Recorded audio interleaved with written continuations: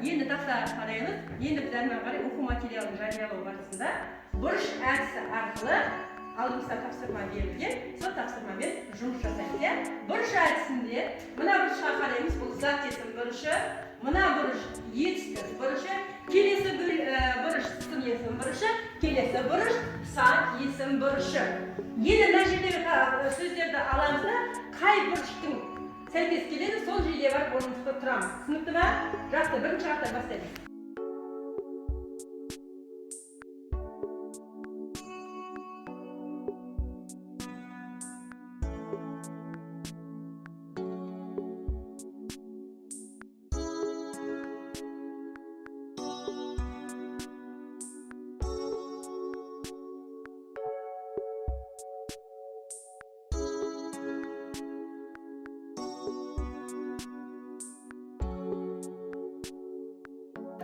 Жақсы.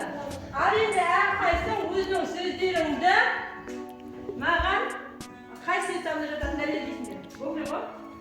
Қандай сөз табы? Балашаға. Қандай сөз табы?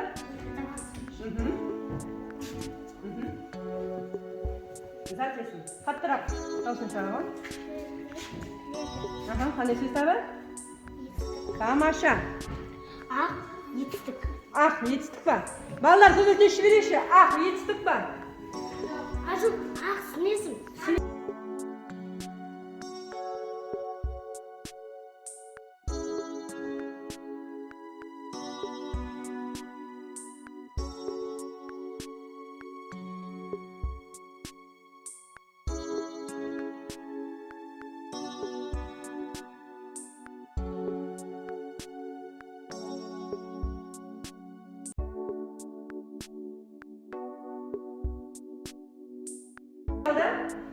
Әрі қарай сабағымызды жалғастырамыз. Сонымен біздің өтіп жатқанымыз қандай сәттер өтіп жатыр еді? Есімізге түсіріп жіберейік. Қане басқамыз қане кім айтады тағы да? Нұрсұлтан айтып жүре ма сәттеріміз?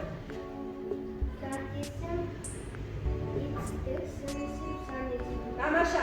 Келесі. Әрі қарай зат есімнің сұрақтарын кім атайды? Зат есім бейбарыс атайды ма?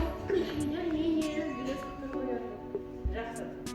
Сол қарап айтамыз. Етістіктің сұрағы?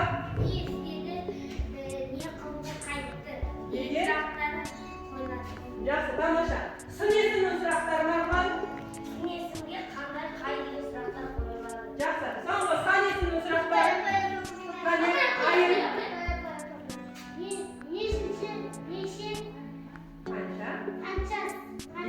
Деген? Тамаша. Жарайды, жақсы, өте жақсы. Біз өткенде есімізге түсірдік. Олай болса балдар, біз алфавит ретін білеміз, иә?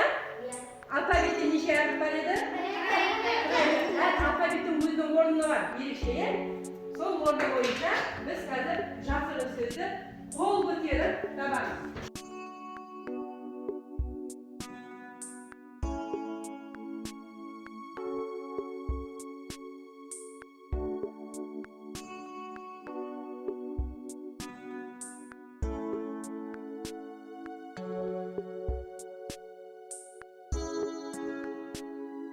Ал енді, осы сөздер 8-ші санда тұратын әріпті айту керек, айыру.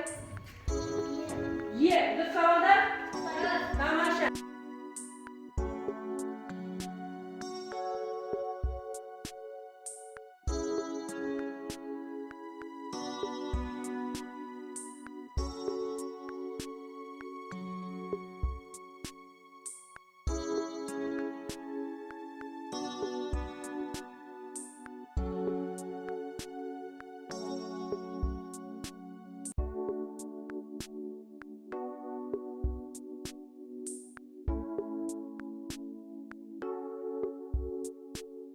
Сонымен қандай сөз шықты?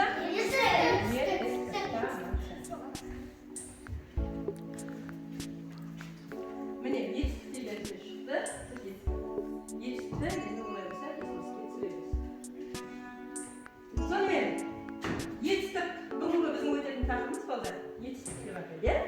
Біз әрине бұл тақырыпты 2-ші сыныпта біз өткенбіз, иә?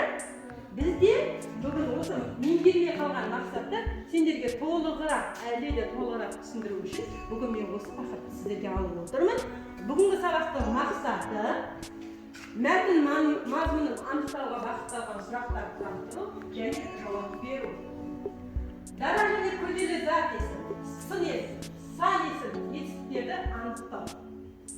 Бүгінгі біздің сабағымыздың мақсаты. Ал енді балалар, біз дара және күрделі дегенде тоқтай аламыз ба? Қане, кім айтты? Дара деген қандай сөздер? Есімізге түсіріп. Марқұлан? Дара дегеніміз ол бір сөзден құралатын сөздер. Тамаша. Күрделі дегеніміз nasıl dara жүргенше?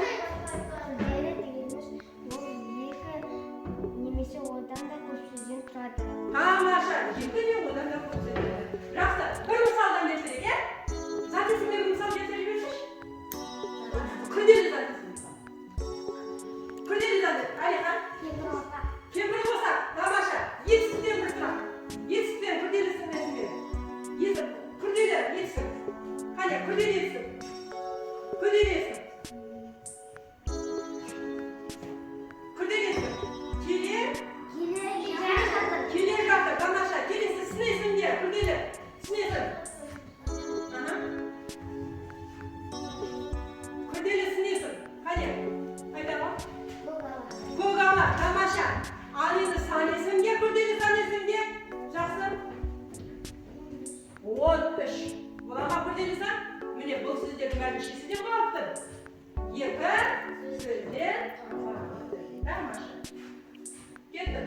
Міне, біз етістіктің ережесін қайтадан есімізге түсіріп жіберу мақсатында есімізге заттың қимылын, іс әрекетін білдіретін сөздерді етістік дейміз. Етістіктерге не істеді, қайтты, не қылды деген сұрақтар қойылады. Біз енді қазір дәптермен жұмыс жасаймыз. Иә, дәптермен жұмыс жасаймыз. Алдарында дәптер, мен қазір сіздерге семантикалық карта беремін. Білесіздер, бұл картаны үнемі жұмыс жасап жүрміз. Иә, сондықтан семантикалық картамен жұмыс жасауға дайын. Ойлап отыр, не істеді ма, не істейді ма? Не істеді. Сол жерге ғана қол жіберді. Келесі сөз. Жүгіріп келеді. Күрделі етістік. Күрделі етістік, иә? Қане.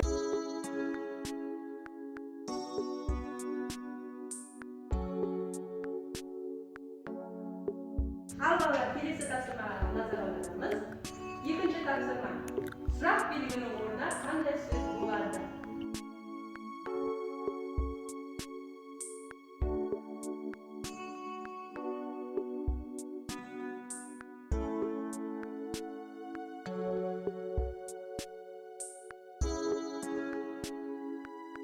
Тапсырмаға қараймыз.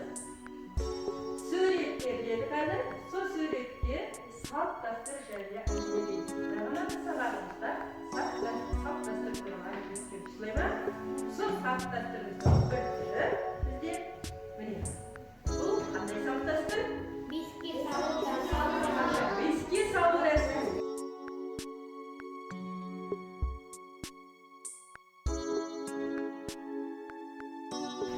Айыр ойнауы. Бүгін біздің ортаға жаңадан Сәбит келді. Оны менің әжем мен нағашы әжем бесікке салды. Оған тыштыма жасады. Біз оның тыштымасын алдық. Кішкентай бөпемнен біз көптеген қызықтар көрдік.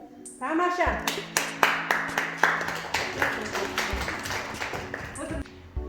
Бізде келесі тапсырма тез тауып белгілемей айт ойыны. Бұл ойында берілген сөзге көріністен олардан келесі етістікті қойып айтып шығамыз. Сөзді. Жақсы, бірінші сөз. Жел. Тамаша. Кім шапшаң деп аталады? Бұл тапсырмада берілген етістікке қарама қарсы етістікті тауып жазады.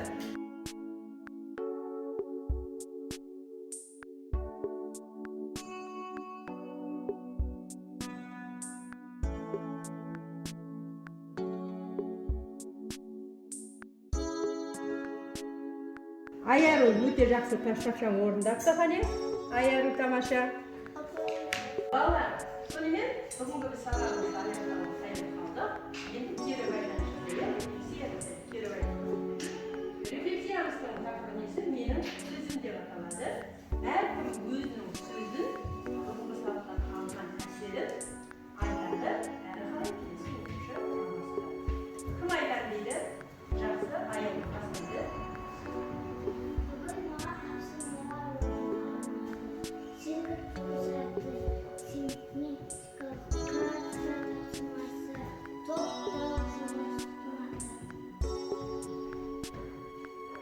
Жарайды, жақсы. Енді әрі қарай кімге жалғастырсын дейсің? Марғұлан жалғастыра ғой. маған кім шапшаң орындайды және де бір-біріне қарама-қарсы сөздер ұнады және сандардан әріптерді тапқан ұнады. Жоқ, ұнады ма сіздерге балалар? Иә. Жазғы оқуға келгендері жақсы болды ма? Иә. Жазғы оқу жақсы ма екен? Несімен ұнады сендерге? Жазғы оқу туралы? Тез орындаңыз. Тез орындады, өте